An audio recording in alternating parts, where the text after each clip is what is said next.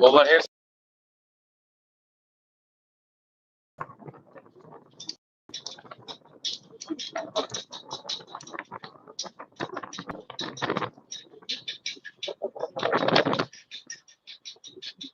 Overheads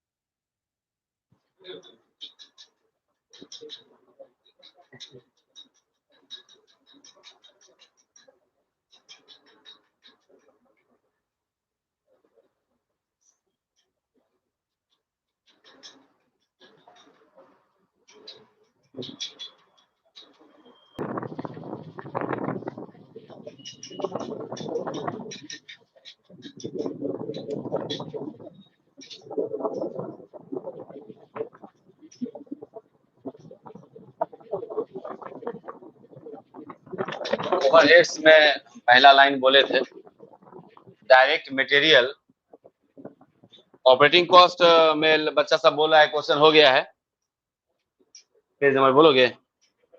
और ऐसे भी ऑपरेटिंग कॉस्ट हम बस उन बच्चों के लिए पढ़ाए थे जिनका जून में अटेम्प्ट है किताब में।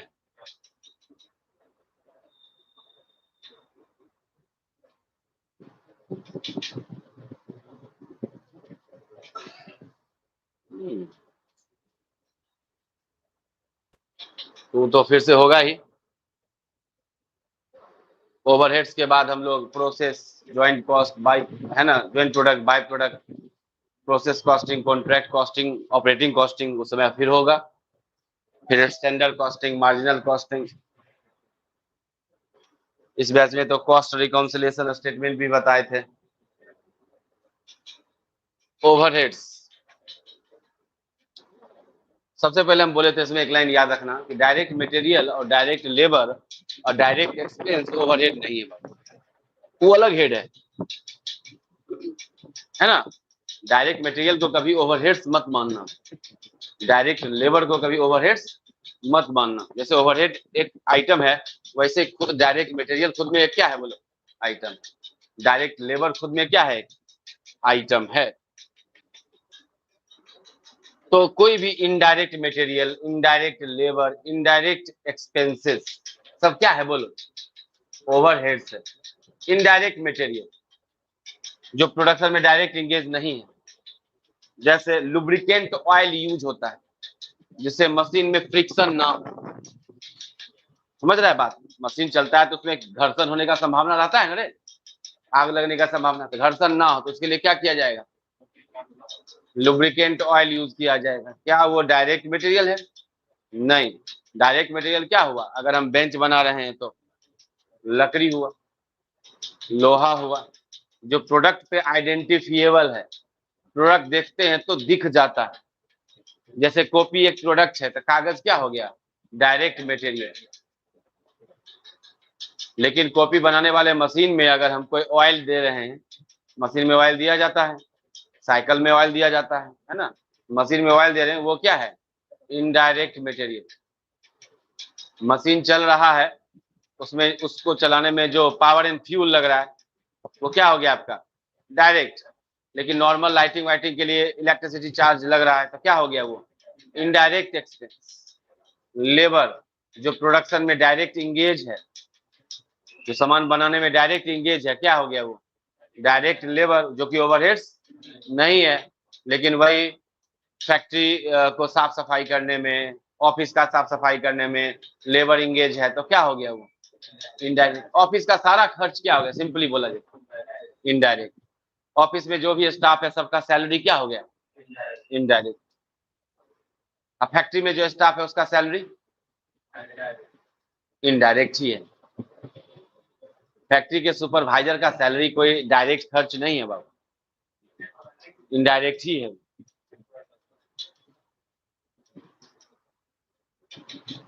तो लिखो एक लाइन, टॉपिक लिखे कॉपी पे,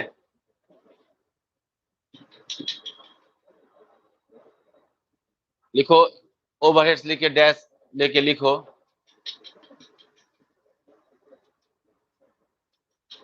which is not directly identifiable, which is not directly identifiable, which is not directly identifiable on product,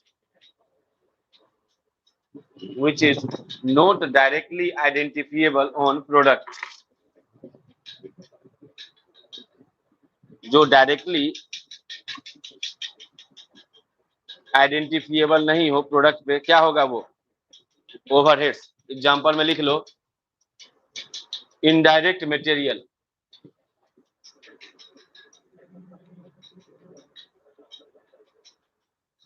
indirect labour,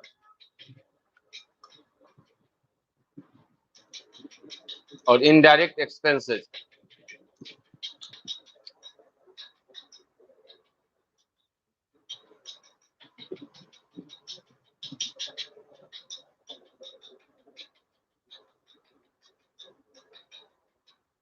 ये एक लाइन लिखा है यहाँ पे, क्या लाइन लिखा है?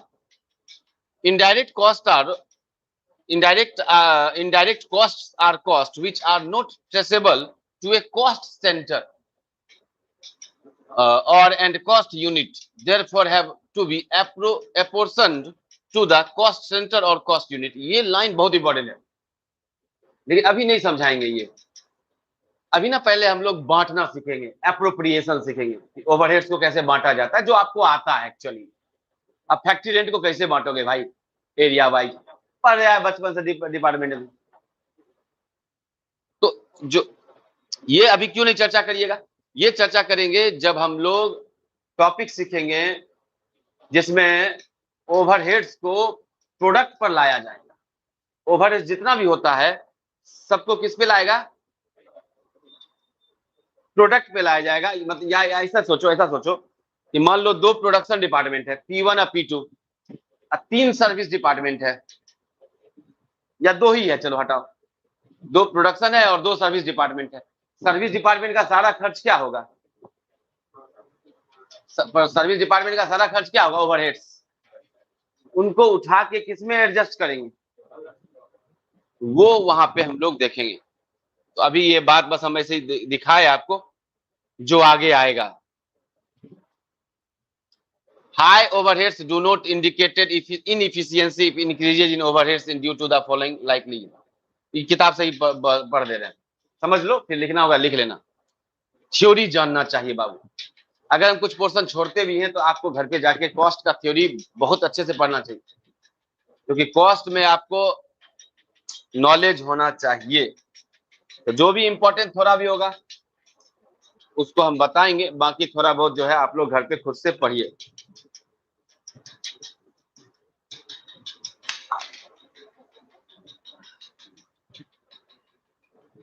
बैठ ही जाते हैं बाबू रे, ना हिम्मत होता है।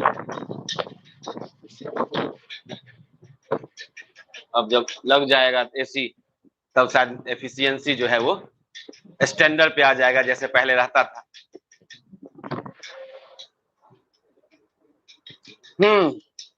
जनरली आदमी सोचता क्या है जानते हो? जनरली आदमी सोचता है कि ज्यादा ओवरहेड्स लग रहा है तो इनएफिशिएंट है आदमी, अकुशल है। जैसे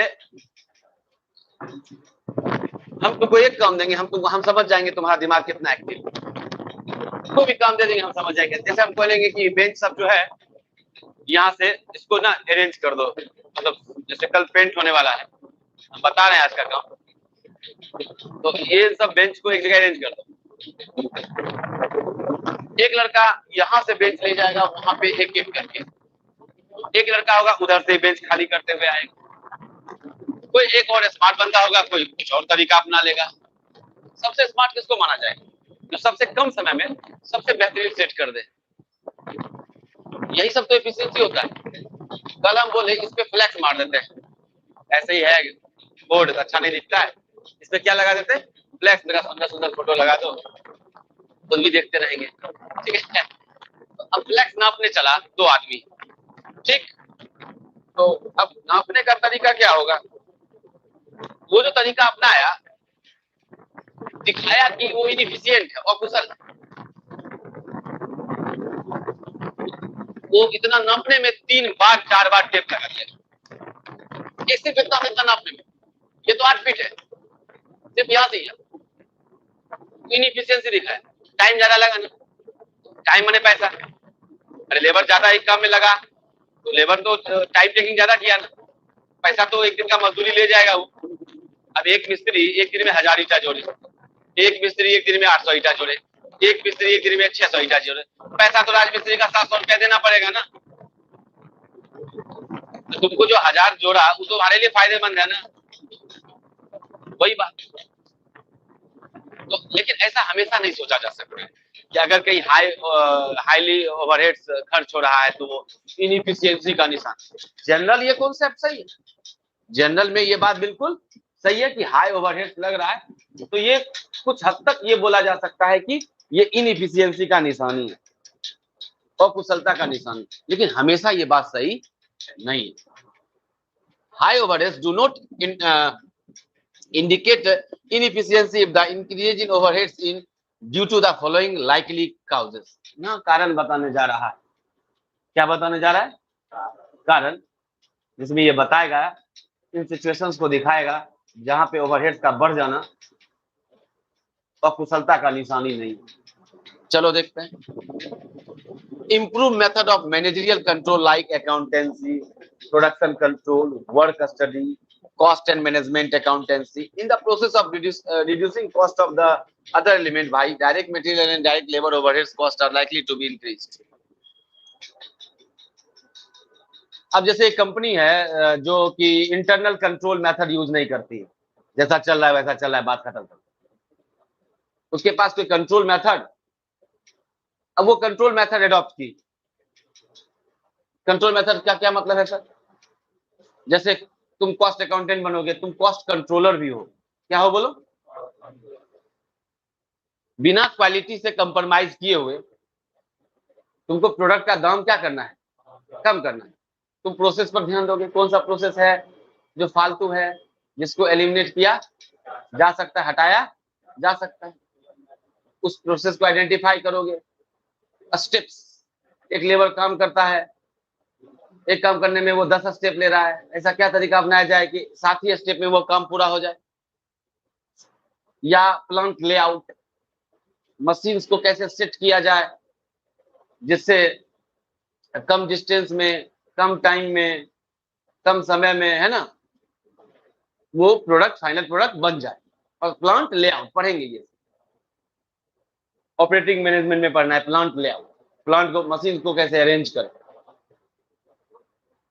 तो ये जो लिख रहा है, अकाउंटेंसी करना, प्रोडक्शन कंट्रोल करना, वर्क स्टडी, पढ़े थे बीएससी में, मोशन स्टडी, हेडव्यू स्टडी, और क्या स्टडी था? Process study, time study. तो इन चीजों को अगर कोई करने लगेगा तो क्या ओवरहेड बढ़ेगा कि नहीं बढ़ेगा? आदमी नहीं एंगेज हो जाएगा जी, ओवरहेड तो बढ़ गया। लेकिन मकसद क्या है? डायरेक्ट मटेरियल पे कंट्रोल करना, डायरेक्ट लेबर पे कंट्रोल करना, समझ रहे हो? तो दिख तो रहा है कि ओवरहेड बढ़ रहा है, बट भाई वो डायरेक्ट मटेरियल को ही घटा देगा, डायरेक्ट लेबर को ही घटा देगा, जो प्रोडक्ट का 70% होता है खर्च। समझता है ये बात? डायरेक्ट मटेरियल प्रोडक्ट का 80%, 70% तो डायरेक्ट मटेरियल ही है।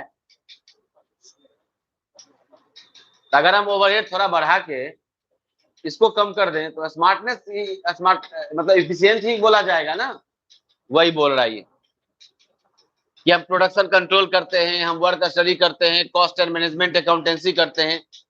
ये करने से तो बिल्कुल आपका ओवरहेड बढ़ जाएगा, ओवरहेड बढ़ जाएगा, बट डायरेक्ट मटेरियल और डायरेक्ट लेबर ही क्या होगा? लार्ज स्केल प्रोडक्शन और मास प्रोडक्शन। सिंपल, ज्यादा बनाओगे तो ओवरहेड ज्यादा लगेगा, ज्यादा बनाओगे तो ज्यादा बड़ा फैक्ट्री लेना पड़ेगा, ज्यादा बनाओगे ज्यादा बड़ा गोडाउन लेना पड़ेगा रॉ मटेरियल और फिनिश गुड्स को रखने के लिए। अरे बोलो, इनडायरेक्ट मटेरियल ज्यादा यूज होगा, लाइटिंग वाइटिंग ज्यादा यूज होगा। सिंपल सी बात है कि स्केल जितना बढ़ेगा उतना ज्यादा ओवरहेड्स भी बढ़ेगा। अब स्केल बढ़ेगा तुमको 10 ऑफिस लेना पड़ेगा ना भाई, तेरा स्केल छोटा है, 1 ऑफिस है, 2 ऑफिस है। अभी कोचिंग में 4 ब्रांच खोल लें, 4 ऑफिस लेना पड़ेगा ना, 4 ओवरहेड्स बढ़ा कि नहीं बढ़ा बोलो। कहने का मतलब है कि भैया स्केल ज्यादा, मास प्रोडक्शन ज्यादा, ओवरहेड्स बढ़ेगा, ये इनएफिशिएंसी का निशानी नहीं समझ लो भाई। भाई स्केल ही बढ़ाए हो, स्केल बढ़ाना समझता है क्या? क्या ज्यादा? माइक दे देना। क्या ज्यादा?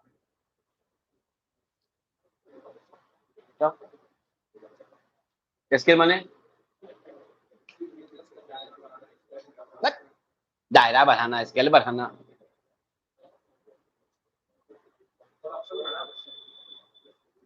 टेक्निकल वर्ड यूज करेगा ना रे।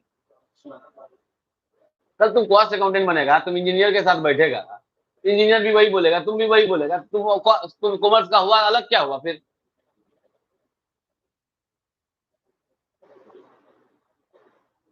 है ना, प्रोडक्शन कैपेसिटी बढ़ा देना। जैसे इस फैक्ट्री की कैपेसिटी है कि हम जो है यहाँ पे 1000 बेंच महीने में बना सकते हैं, बना रहे हैं 800, बना रहे हैं 900, बना सकते कितना है? जब हम अपना कैपेसिटी ही इनहांस करेंगे। लॉन्ग रन प्रोडक्शन फंक्शन पढ़े हो, जिसमें स्केल को बढ़ाने की बात होती है। स्केल मतलब सिंपल हो जाए, आपका अपना प्रोडक्शन कैपेसिटी क्या कर रहे हो? बढ़ा रहे हो। टेक्निकल बोलेंगे बिजनेस का दायरा बढ़ा देना, ये वो ठीक है, सही है, लेकिन तुम्हारे मुंह से अच्छा नहीं लगता। Use of costly machines and equipments led to increases in the amount of depreciation, maintenance expenditure and similar other items of overheads. आप टेक्नोलॉजी अपग्रेड करते हो, आप नए मशीन लाते हो जिससे कम मटेरियल लगता है, लेबर कम लगता है, तो सिंपल बात है ना, ज्यादा नया मशीन, ज्यादा डेप्रिसिएशन और रिपेयर मेंटेनेंस, ये सब तो किसका चीज है? ओवरहेड्स का। ओवरहेड बढ़ गया ना, लेकिन बिजली ओवरहेड बढ़ गया लेकिन लेबर कम लग रहा है, रॉ मटेरियल वेस्टेज कम हो रहा है। क्यों? क्योंकि भैया नया टेक्नोलॉजी है। पुराना फोटोकॉपी मशीन था ना, तो 100 प्रिंट निकालते थे ना, 5 पेज खराब हो जाता था। नया फोटोकॉपी मशीन है ना, 100 प्रिंट निकालते ना, 1 पेज मुश्किल से खराब होता है। बोलो, रॉ मटेरियल बर्बाद कम हुआ ना, लेबर कम लगा ना। पहले इस मशीन पे ना 4 काम करता था, अब तो ये ऑटोमेटिक सब कुछ कर लेता है, तो अब इसमें तो 2 ही लेबर में काम हो जाता है। आज जो एआई की बात हो रही है, कल मोदी जी बोले America India AI, new AI, artificial intelligence, कितने तरह के जॉब को क्या होगा बोलो, समाप्त कर देगा। सब कुछ वही कर देगा तुम्हारा, बताओ, सारा डेटा वही दे देगा तुमको। बहुत तरह का बदलाव होने वाला है अगले 10 साल के अंदर बाबू, इसलिए स्मार्ट बनो, नहीं तो मशीन तुमसे बहुत स्मार्ट हो जाएगा और तुम फिर कुछ कर ना पाओगे। ठीक है, इसलिए अपने पे काम कीजिए। ये तो क्लियर है। Less human efforts are necessary with automatic machine, वही वही बात मिला दो। ऑटोमेटिक मशीन आया, इससे क्या हुआ? मशीन का कॉस्ट तो ज्यादा है, उसका डेप्रिसिएशन ज्यादा है, मशीन ओवरहेड तो बढ़ जाएगा, बट लेबर का संख्या घट जाएगा। Increased efficiency and productivity of labor has effort to pushing up the overheads to direct labor ratio। अब एफिशिएंसी बढ़ेगा तो प्रोडक्टिविटी बढ़ेगा तो लेबर का संख्या घटेगा। 3 पॉइंट तो लेबरे पे चोट कर दिया। देख बोलो, लेबरे से है मतलब बैड इसको है। ये बात क्लियर है जी? बोलिए। इसमें अगर ओवरहेड्स बढ़ता है तो ये इनएफिशिएंसी का निशानी नहीं है। Chile used to buy Institute of Cost Accountants of India state that while assigning production or operation overheads, trackability of cost object is an economically feasible manner shall be the guiding principles. The cost which has the traced directly a cost object is guiding principle. The cost which can be traced directly to a cost object shall be directly assigned. वही आपको यहाँ बता रहा है paragraph 6 cost accounting standard CS cost accounting standard का 3 cost accounting standard 3 का paragraph 6 बता रहा है कि जो डायरेक्ट ओवरहेड्स है वो आइडेंटिफिएबल है प्रोडक्ट पे, जो ओवरहेड्स है वो उसमें ट्रेसेबिलिटी डायरेक्ट आप आइडेंटिफाई नहीं कर सकते हो, बाकी आप ट्रैक करने के लिए उतरोगे तो मिलेगा ही आपको। Assignment of production or operation overheads, the cost object shall be based on either of the following two principles. Cause and effect. Cause is the process of operation or activity in effect in the incurrence of cost. Benefits, production overheads are to be apportioned to the various cost object in proportion to the benefits received by them. In case of facility is created on a standby or ready to serve basis, the cost shall be assigned on the basis of expected benefits instead of actual. The video production operation overhead shall be absorbed. देखो ये सब बात जब हम ना appropriation सीख लेंगे ना तभी ये बात सब सटीक दिमाग में बैठेगा। टिक मार के रखना, आगे पढ़ लेना। ये पहले पढ़ लो। ओवरहेड अकाउंट, ओवरहेड अकाउंट में क्या करते हैं हम लोग? Collection, classifying, codification of overheads. Collection, classifying और कोडिफिकेशन, है ना? कलेक्शन करना, क्लासिफाई करना और कोडिफिकेशन करना ओवरहेड्स का।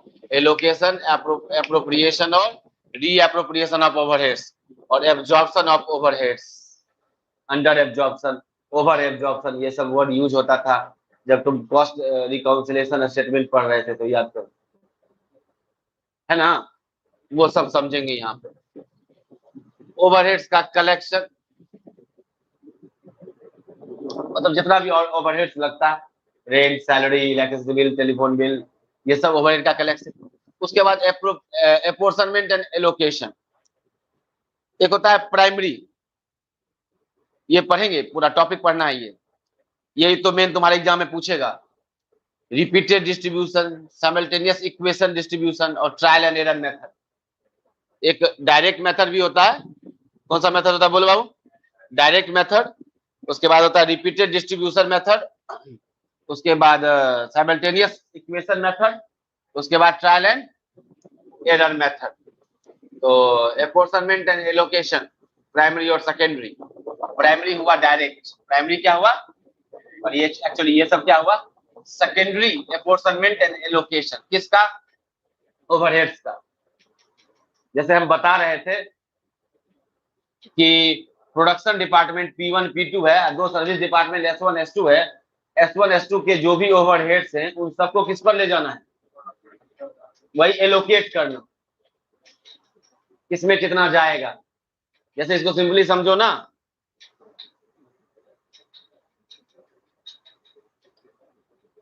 प्रोडक्शन डिपार्टमेंट A और B है, सर्विस डिपार्टमेंट C और D है। तो सर्विस डिपार्टमेंट जो सर्विस देती है उसमें प्रोडक्शन डिपार्टमेंट परसेंटेज दे देगा। 80% प्रोडक्ट A को देती है, 20% प्रोडक्ट B को देती है, तो उसके जो ओवरहेड्स है 80-20 में बढ़ जाएंगे। समझ रहे हो बात ना? वही हुआ बांटना, एपोर्शनमेंट एंड एलोकेशन। तो प्राइमरी करेंगे, पहले प्राइमरी सीखेंगे, फिर रिपीटेड डिस्ट्रीब्यूशन। प्राइमरी आपको आता है, आपको मालूम होना चाहिए। डेप्रिसिएशन कैसे बढ़ेगा? Value of plant and machine पे। रेंट कैसे बढ़ेगा? एरिया स्क्वायर पे। अरे बोलो। इलेक्ट्रिसिटी कैसे बढ़ेगा? पॉइंट है तो पॉइंट, नहीं तो फिर एरिया पे। इनडायरेक्ट लेबर कैसे बढ़ेगा? हो सकता है डायरेक्ट लेबर पे, डायरेक्ट लेबर पे। डायरेक्ट लेबर के अनुसार इनडायरेक्ट लेबर को भी क्या करो? बांट दो डिपार्टमेंट में। तो पहले प्राइमरी डिस्ट्रीब्यूशन होगा, उसके बाद रिपीटेड होगा। रिपीटेड डिस्ट्रीब्यूशन एक मेथड है, साइमल्टेनियस इक्वेशन एक मेथड है, ट्रायल एंड एरर मेथड जो एक मेथड है। ओवरहेड्स को क्लासिफाई करना, अब क्लासिफाई का 4 तरीका दे दिया है कि अगर बाय एलिमेंट देखोगे तो indirect material, indirect labour, indirect expense, है ना? अगर एलिमेंट वाइज देखोगे तब फंक्शन वाइज देखोगे कि मैन्युफैक्चरिंग ओवरहेड्स क्या है, ऑफिस एंड एडमिनिस्ट्रेटिव ओवरहेड्स क्या है, और showroom overhead, selling and distribution overhead. Manufacturing factory में लगने वाला लाइट, फैक्ट्री के सुपरवाइजर का सैलरी, ये सब क्या है? Manufacturing overheads. ऑफिस में जितना भी स्टाफ है उसका सैलरी, ऑफिस का रेंट, ऑफिस का इलेक्ट्रिसिटी बिल, ऑफिस का टेलीफोन बिल, ऑफिस में लगे एसी वगैरह का इंश्योरेंस, सब क्या है? Office and administrative overheads. Office में लगे फर्नीचर का डेप्रिसिएशन, शोरूम का खर्च, सेल्समैन का सैलरी, शोरूम का rent, electricity bill, telephone bill वगैरह वगैरह। By function, by behaviour fix है, सेमी फिक्स्ड है और सेमी वेरिएबल ओवरहेड है। सेमी फिक्स्ड, सेमी सॉरी पहले फिक्स्ड, वेरिएबल और semi variable. Semi variable overheads, जिसमें कुछ हिस्सा फिक्स होगा, उसके बाद वाला हिस्सा क्या होगा? वेरिएबल होगा। कुछ हिस्सा क्या होगा? फिक्स, उसके बाद वाला क्या होगा? वेरिएबल। इस पे चर्चा करेंगे हम। और बाय कंट्रोलिंग, बाय कंट्रोल, एक होगा कंट्रोलेबल ओवरहेड्स, एक होगा अनकंट्रोलेबल ओवरहेड्स, ऐसे करके दिया है। ये 4 हो गया, इसको थोड़ा सा देख लेना। और उसके बाद एब्जॉर्प्शन मेथड है, काउजेज ऑफ अंडर या ओवर एब्जॉर्प्शन, और उसको कैसे over absorption method of disposal of under और ओवर एब्जॉर्प्शन, कि कैसे उसका हम लोग क्या करें? ट्रीटमेंट करें। अगर अंडर एब्जॉर्ब है तो कैसे ट्रीटमेंट करें, ओवर एब्जॉर्ब है तो उसको कैसे ट्रीट करें। जैसे अंडर एब्जॉर्ब ओवर एब्जॉर्ब का थोड़ा आइडिया हम दिए थे आपको। जैसे मान लो इस क्लासरूम का किराया 25,000 रुपया है और इसमें 100 बच्चे बैठ के पढ़ सकते हैं, लेकिन बच्चे बैठ के पढ़ रहे हैं 80, तो हम क्या कर रहे हैं? अंडर एब्जॉर्ब कर रहे हैं।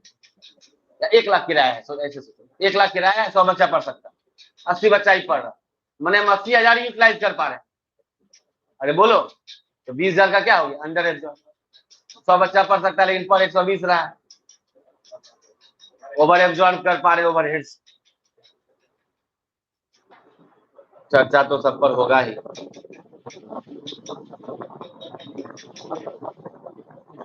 The collection, classification or apportion and allocation of overheads. Collection and codification of overheads. Overheads collection is the process of recording each item of cost in records maintained for the purpose of ascertainment of cost of each. एक एक item पर बात करेगा। Document क्या होता है? जैसे indirect material है, उसका डॉक्यूमेंट क्या होगा? अरे परचेज वाउचर। अगर तुम लुब्रिकेंट ऑयल खरीदे हो तो उसका इनडायरेक्ट मटेरियल है वो, उसका डॉक्यूमेंट क्या होगा? Purchase voucher. और जो गोडाउन से इशू होता है, इशू नोट, लिपो लिपो पढ़े हो, गोडाउन से निकला जब क्या हो जाएगा उसके लिए? Store issue. फिर क्या होगा बोलो? नेचर क्या है? कंज्यूमेबल है, बता रहा एग्जांपल, लुब्रिकेंट्स है, ये सब मतलब नेचर क्या एग्जांपल दे दिया। फिर इनडायरेक्ट लेबर है, ये कैसे पता चलेगा भाई? टाइम शीट, पेरोल शीट, जो पेमेंट देते हो वो एविडेंस का काम करेगा। और इसमें क्या आता है? Wages, salary, contribution to statutory benefits, PF वगैरह जो करता है, बोनस, इंसेंटिव्स, आइडल टाइम, जो समय वेस्ट हुआ है, ये सब उसका एग्जांपल में। और इनडायरेक्ट मटेरियल है, इनडायरेक्ट लेबर है, इनडायरेक्ट एक्सपेंसेस को कैश बुक में तो सब आएगा। कैश बुक में तो जो भी कैश आ रहा है, कैश जा रहा है, सब आता है। All type of cost, subsidiary records. अब इनडायरेक्ट मटेरियल, इनडायरेक्ट के लिए, लेबर के लिए, इनडायरेक्ट एक्सपेंस के लिए क्या provision for cost that are not actually paid for. तो सब्सिडरी रिकॉर्ड्स माने जर्नल करेंगे ही ना, ये सब डॉक्यूमेंट बता रहे हैं कि ये सब डॉक्यूमेंट से आप चेक कर सकते हो। इनडायरेक्ट एक्सपेंस है, other reports, depreciation, scrap, wastage वगैरह, सबको देख लेना। ये हमारा overheads collection in the process, ये ओवरहेड कलेक्शन हो गया। अब उसके बाद है कोडिफिकेशन, कोड दे देना। क्या दे देना बोलो? डिपार्टमेंट वाइज कोड दे देना। जैसे मेंटेनेंस का कोड 2100 है, क्वालिटी कंट्रोल का कोड 2200 है, स्टोर्स का कोड 2300 है। HR एडमिनिस्ट्रेशन का कोड क्या है? 3100। जिससे ओवरहेड कोड में चला गया तो आसानी से पता चल जाएगा। अच्छा, इस कोड का है, मतलब ये मेंटेनेंस से जुड़ा। अरे हर जगह रेंट लग रहा है, चाहे ऑफिस है, चाहे शोरूम है, बोलो, चाहे गोडाउन है, चाहे फैक्ट्री है। अगर हम मान लो कोडिंग कर देते हैं 1200 रेंट, मतलब 1200 फैक्ट्री का, तो ये फैक्ट्री का रेंट है। कोडिफिकेशन करने से क्या हो जाता है? कॉम्प्लेक्स नहीं रह जाता, आसान हो जाता है, आराम से समझ जाता है। हर जगह कोडिफिकेशन यूज किया जाता है। ये ठीक है। क्लासिफिकेशन करना, क्या करना बोलो? क्लासिफाई करना। Classify is defined by CIMA, England का institute. Arrangement of item in logical group having regard of their nature और purpose to fulfil, in other words, classification is the process of arranging item into group according to their degree of similarity. Classification जैसे in fixed है तो fix वाले में डाल दो, अगर variable है वेरिएबल में डाल दो, सेमी फिक्स वेरिएबल है तो क्या करो, तो इस तरह से करना। या इनडायरेक्ट मटेरियल है कि इनडायरेक्ट लेबर है, इनडायरेक्ट एक्सपेंस है, जो भी आइटम्स हैं वो किसमें सुटेबल हैं, उसमें उन चीजों को क्या कर देना बोलो? क्लासिफाई कर देना। देखे भी क्लासिफिकेशन, ये क्लासिफिकेशन ही तो था। मैन्युफैक्चरिंग का है, ऑफिस एडमिनिस्ट्रेटिव का है, या सेलिंग एंड डिस्ट्रीब्यूशन ओवरहेड का, तो क्लासिफाई करना। क्लासिफिकेशन के बाद वही indirect material, indirect labour, indirect expenses. उसके बाद फंक्शनल क्लासिफिकेशन आ जाता है, मैन्युफैक्चरिंग ओवरहेड्स, जो फैक्ट्री में लगने वाला ओवरहेड्स है, ऑफिस एंड एडमिनिस्ट्रेटिव ऑफिस का जो भी खर्च सब है, तो कॉस्ट शीट में हम लोग डालते भी हैं। चलो थोड़ा सा प्रैक्टिकल हो जाओ। सेलिंग एंड डिस्ट्रीब्यूशन ओवरहेड्स, ये सब जिसमें बर्बर के थ्योरी है और आपको पढ़ना चाहिए, और बाकी हम वापस आके बताएंगे, ग्राफ वगैरह भी है। तो हम लोग चलते हैं किस पर बोलो बाबू? डिस्ट्रीब्यूशन पर। किस पर बोलो? प्राइमरी डिस्ट्रीब्यूशन, तब होगा सेकेंडरी डिस्ट्रीब्यूशन। ओवरहेड्स का क्या करेंगे हम लोग?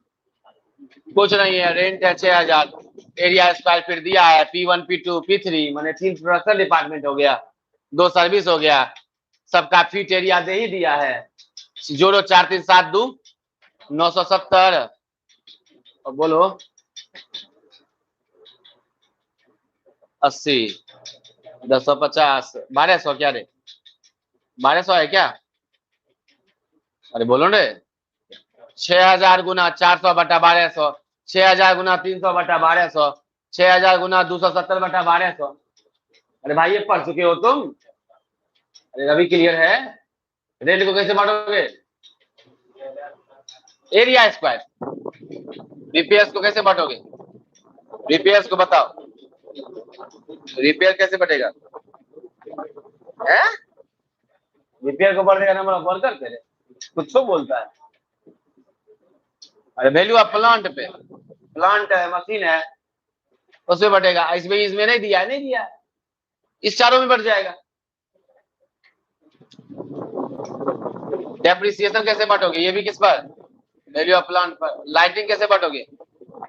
एरिया स्क्वायर पे। सुपरविजन कैसे बांटोगे? नंबर ऑफ वर्कर पे। सुपरविजन किसका होता है? वर्कर का ही तो होता है। Fire insurance for stock, stock value पे। ESI contribution, employ state insurance, wages पर।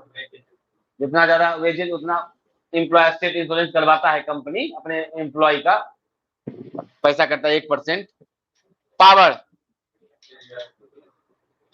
नहीं पावर एरिया पे थोड़ी बटेगा। वैल्यू ऑफ प्लांट, पावर नीचे दिया है क्या रे कुछ? हाँ, हॉर्स पावर। तो इन खर्च को हम इन रेशियो में जब बांट देंगे, यही प्राइमरी डिस्ट्रीब्यूशन है बाबू।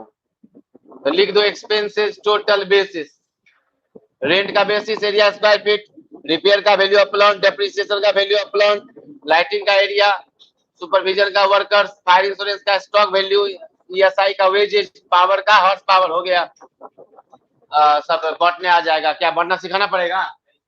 ये क्या है? प्राइमरी। रवि जी बोलिए कुछ, मट के बता दे, हो जाएगा। मूडी हिलाते तो हो, रेगुलर रहेगा ना? पहला क्लास है ये, इसका भी सत्यानाश करोगे? इसमें दो टॉपिक बहुत महत्वपूर्ण है, सेकेंडरी डिस्ट्रीब्यूशन, उसके बाद मशीन आवर रेट।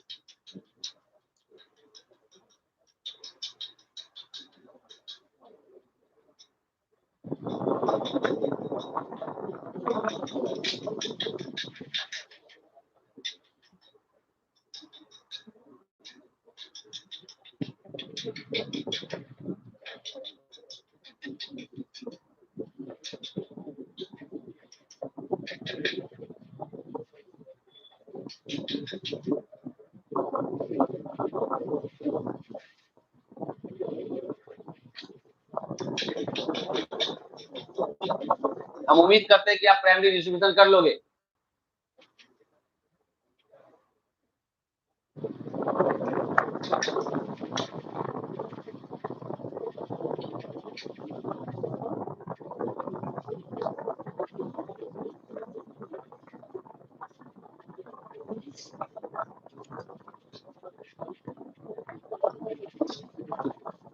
एक चीज लिख लो थोड़ा सा था, allocation and apportionment, allocation and apportionment of overheads.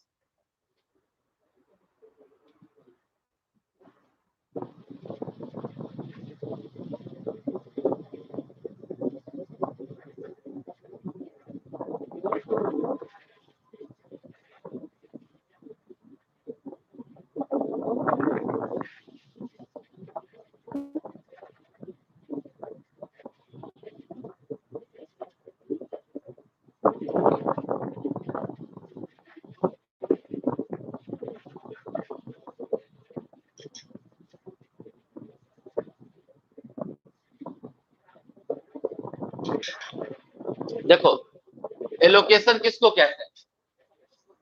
Apportionment generally आदमी एक ही समझ जाता है कि दोनों लगभग एक ही चीज है, करने में तो कुछ ज्यादा अंतर नहीं है, लेकिन है दोनों अलग चीज। एलोकेशन करना, जो आइडेंटिफिएबल है इसका कॉस्ट सेंटर क्या है? जैसे मशीन पर डेप्रिसिएशन है, नॉर्मल है, प्रोडक्शन डिपार्टमेंट का होगा, बोलो, या डेप्रिसिएशन है तो पक्का है कि लगभग प्रोडक्शन डिपार्टमेंट का होगा, जिसमें मशीन्स होता होगा। सैलरी फॉर स्टोर्स क्लर्क है तो पक्का है स्टोर्स डिपार्टमेंट का है। यहाँ पे जो खर्च है उसका एक कॉस्ट सेंटर है। एलोकेशन में क्या होता है कि जो खर्च होता है उसका कॉस्ट सेंटर आइडेंटिफिएबल होता है। जैसे डेप्रिसिएशन है, जहां मशीन होगा, मैंने प्रोडक्शन डिपार्टमेंट पकड़ लो। ऑफिस क्लर्क सैलरी कहीं लिखा है तो ऑफिस से जुड़ा हो गया, ऑफिस से जुड़ा हो गया। तो जो आइडेंटिफिएबल हो, जो ओवरहेड, जिसका कॉस्ट सेंटर डिफिनिट हो।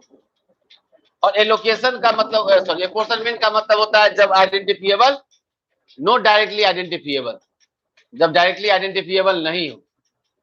जैसे कॉमन इलेक्ट्रिसिटी, या मान लो तीन डिपार्टमेंट है, तीनों में लिफ्ट लगा। अब लिफ्ट का जो बिल आ रहा है उसको आप कैसे बांटोगे? किस सेंटर में बांटोगे? क्या आइडेंटिफिएबल है? तीनों में ना जा रहा है जी, तीनों में ना यूज हो रहा है, संभव है। मान लो वाईफाई लगा हुआ, तीनों सर्विस डिपार्टमेंट में यूज हो रहा है, एक ही वाईफाई से तीनों जगह चल रहा है, क्या होगा?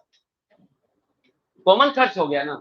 क्या ये डायरेक्टली आइडेंटिफिएबल है कि किस कॉस्ट सेंटर का है? ये क्या हो जाएगा बोलो? अपोर्शनमेंट। क्या हो जाएगा? लिखो एलोकेशन में लिख लो एक line,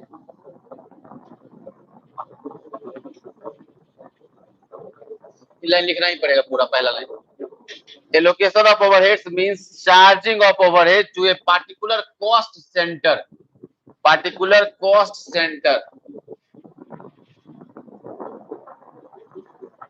when such overheads has incurred directly to the directly for that cost center.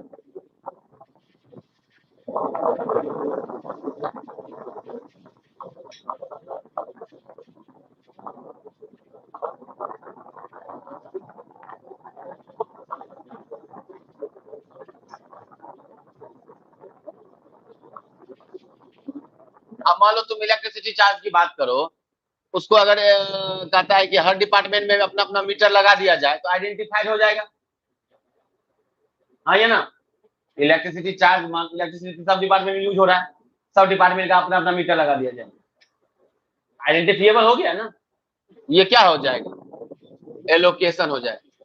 Depreciation of machine, जिस डिपार्टमेंट में मशीन है उसका हो जाएगा। Salary to store clerk, store department का हो जाएगा। Cost of coal in boiler can be directly allocated to boilers house division. तो इस तरह से जो डायरेक्टली कॉस्ट सेंटर से रिलेट करता हो, एक पोर्शन में लिख दो।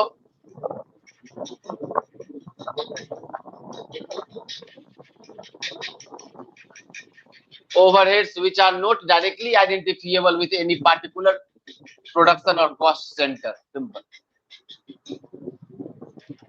Overheads which are not directly identifiable. Overheads which are not directly identifiable with any particular production or cost center.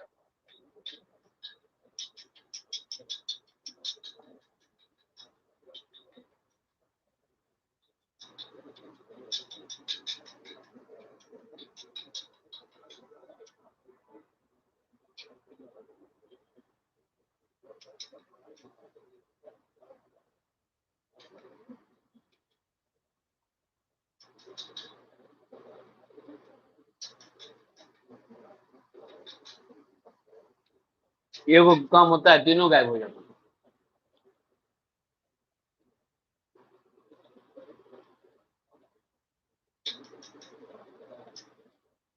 Fine तुम लोग देता ही नहीं है, हम बोले 50-50 रुपया दो, चलो 20 रुपया दो एब्सेंट करने पे,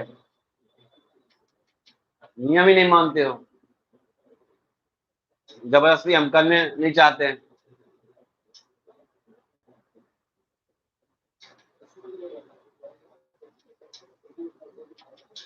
शादी वादी में क्या था क्या, शादी है तो तू लोग को बर्बाद कर देगा। अब्दुल्ला के शादी में बेगाना दीवाना, किसका शादी, अपनी बहन का, सॉरी दिल पे मत लेना। अपनी बहन का शादी हो तो फिर तो दुनिया का सबसे बड़ा रिस्पॉन्सिबिलिटी वाला काम हो जाता है ना। मेरी बहन का शादी था 2013 में, 22 दिसंबर को। हम लगता है 9 दिसंबर तक क्लास लिए, 10 से 11, 12, 13, 14, 5 दिन। रात में 8 बजे निकलते थे घर, 7:30 बजे आके निकलते थे, सारा मार्केटिंग करते थे, गाड़ी पे लोड बेगूसराय, यहीं से सब मार्केटिंग हो ही जाता था। फिर घर पे जाके करते क्या आराम से, जो काम है महिलाओं का काम है ना गाना गाना।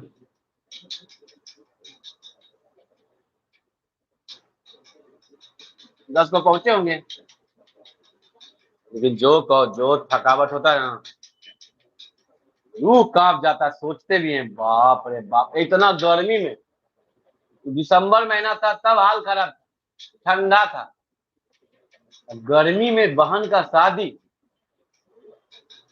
बुखार छूट जाएगा क्या रे, हम तो भाग जाएंगे ना। देख लो, आदमी रख लो, बहुत टफ काम है रे। कोई आएगा ना फिर बोलेगा ये काम नहीं हुआ है क्या रे, अबे यार रुकना, सांस लेने देना। हम इतना थक गए थे, इतना थक गए थे हम कि रात में 3 बजे 4 बजे जब शादी खत्म हो रहा था, उसके बाद कुछ गेस्ट उसको कुछ खिलाना था या ऐसा कुछ चाय वाय कुछ पिलाना था, तो मेरा बड़ा भाई आया। हम लेट गए थे, सो गए थे। शादी कौन देखता है? तो बड़ा भाई आया उठाने, हम बोले हम नहीं उठेंगे किसी हालत में। पापा है, हम पापा को ऐसे कर रहे हैं, माफ कीजिएगा मेरा औकात नहीं है कि हिल पाए, लेकिन तब भी बोले कि करना ही पड़ेगा, ऑप्शन नहीं है। तो इस तरह गर्मी में तो बाप रे बाप।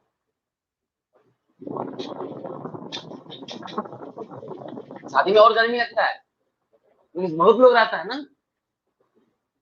और खाना वाना बनते रहता है तो उसका गर्मी, बाप।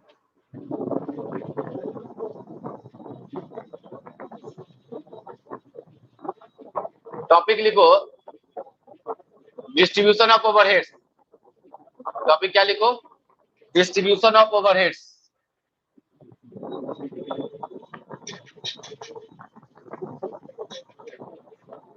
Distribution of overheads, distribution of overheads.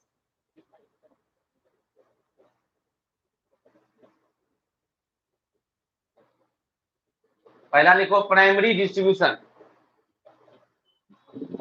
पहला लिखो, क्या बोलो? Primary distribution.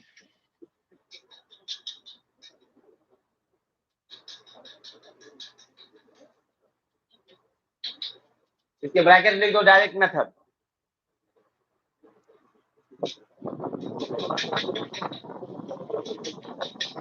ये जो हम लोग किए थे अभी, क्या था ये? अब लिखो secondary distribution of production overheads. Secondary distribution of production overheads.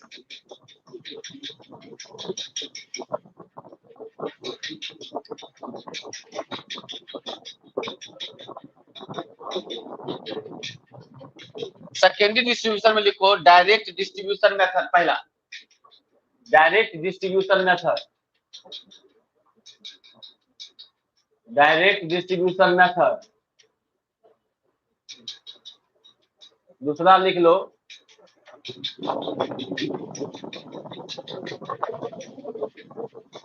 Step distribution method या नो रेसिप्रोकल मेथड। दूसरा में लिख लो स्टेप डिस्ट्रीब्यूशन और नो रेसिप्रोकल मेथड। मेथड का नाम लिख दो।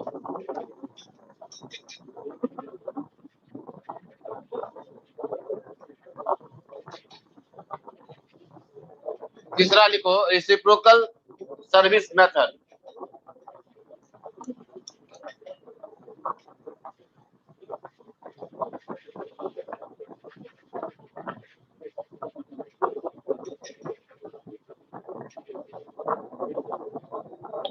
अब रेसिप्रोकल सर्विस मेथड में दो कर दो, ए और बी लिख के। Repeated distribution method, repeated distribution method, repeated distribution method. Reciprocal में दो करो, रिपीटेड डिस्ट्रीब्यूशन मेथड और साइमल्टेनियस इक्वेशन मेथड। बी में कर दो साइमल्टेनियस इक्वेशन मेथड।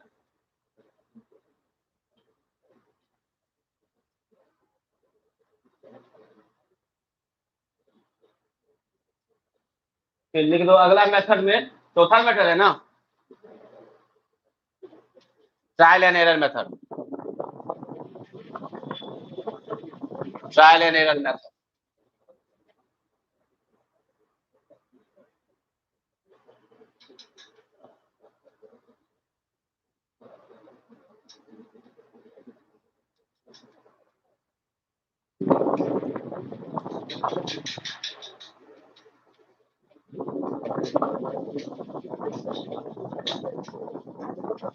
चलो इसको अगला क्लास में करेंगे, अब समझे ना।